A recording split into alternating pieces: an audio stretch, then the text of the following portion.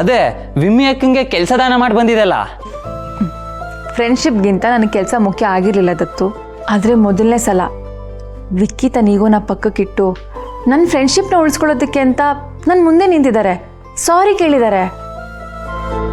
ಆ ಫ್ರೆಂಡ್ಶಿಪ್ನ ನಾನು ದೂರ ತಳ್ಳಬೇಕಾ ಹೇಳು?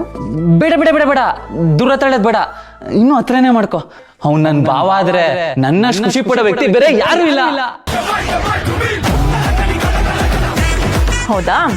ನಿನ್ನ ಹಿಂಗೆ ಬೇಡ. ವೈಜು, ಜಗಳ ಆಡೋದಾಡ್ಬಿಟ್ಟು ಈಗ ಊಟ ಮಾಡಿಸಿ ಅಂದ್ರೆ ಏನರ್ಥ? ನೀವು ಮಾತಾಡಿದ್ರೆ ಅತ್ತೆ ಸಮಾಧಾನ ಆಗ್ತಾರ್ರಿ. ಯಾರು ಹೇಳಿದ್ದು?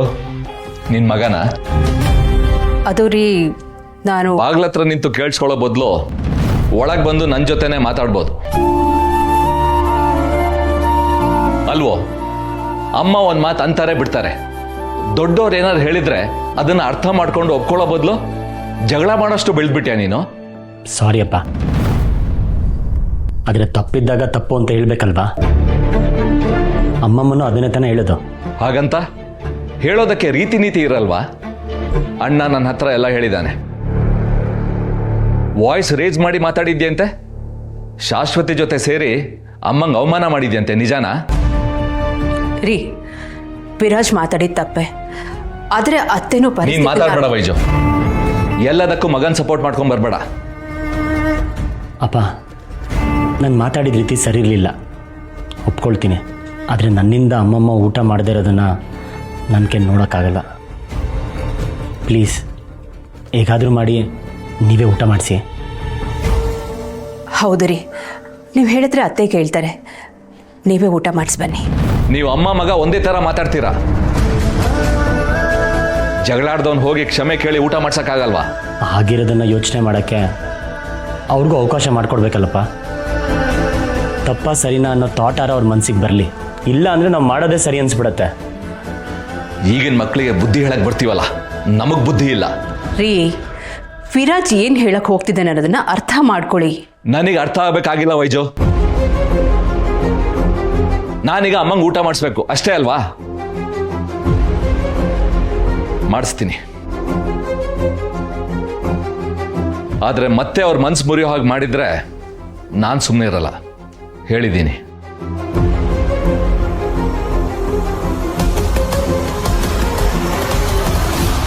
ವಿರಾಜ್, ನಿಮ್ಮಪ್ಪ ಹೇಳಿದ ನಿಜ.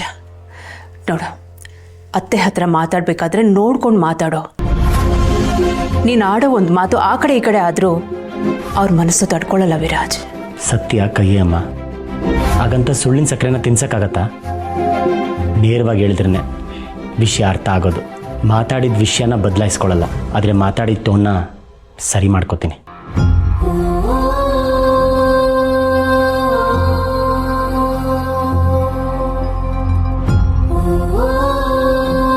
ಈ ಅಂತಸ್ತು ವಿಷಯದಲ್ಲಿ ಅತ್ತೆ ವಿರಾಜ್ ಇಬ್ರು ಒಬ್ಬರನ್ನೊಬ್ರು ಯಾವಾಗ ಅರ್ಥ ಮಾಡ್ಕೊಳ್ತಾರ?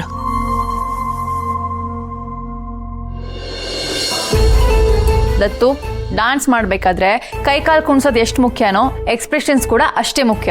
ಅಕ್ಕ, ನಾನು ಎಕ್ಸ್ಪ್ರೆಷನ್ ಕೊಡ್ತೀನಿ ನೋಡು, ಶಾರುಖ್ ಖಾನ್ ಥರ.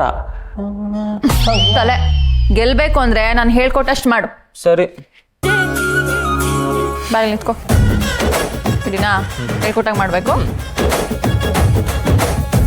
ಏನ್ ಚಂದಾನೆ ಹುಡುಗಿ ಕಲ್ಲು ಕಲ್ಲೆನುತ್ತಾವ್ ಗೆಜ್ಜೆ, ಏನ್ ಚಂದಾನೆ ಹುಡುಗಿ ಕಲ್ಲು ಕಲ್ಲೆನುತ್ತಾವ್ ಗೆಜ್ಜೆ, ಜಾನಪದ ಪದ ಕೇಳ. ದತ್ತು,